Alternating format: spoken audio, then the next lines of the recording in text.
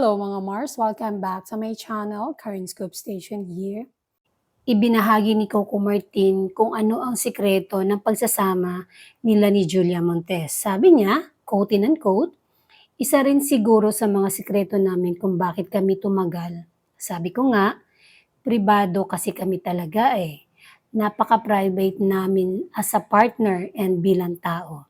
Kaya masarap yung partnership namin dahil higit sa pagiging magkaibigan, magkarelasyon, business partners, talagang namin pinagtibay yung relasyon namin."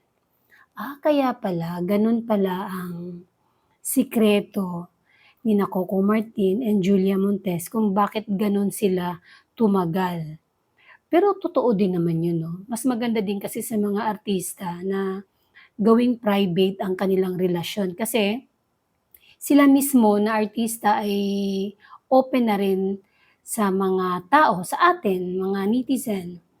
Kaya pagdating sa pribadong buhay nila as partner or mag-asawa, mag-boyfriend, mas maganda siguro private na lang. At ngayon, malapit na pong mapanood ang bagong project ni Coco Martin and Julia Montes.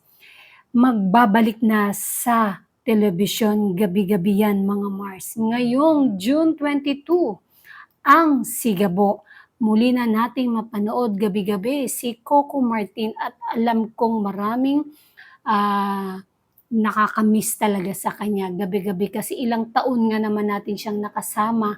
Gabi-gabi po yan. Minsan yung iba, naghahapunan kasabay si Coco Martin dahil pinapanood nga nila yung teleserye nito. Kaya naman, ngayong June 22, sabay-sabay tayong manood.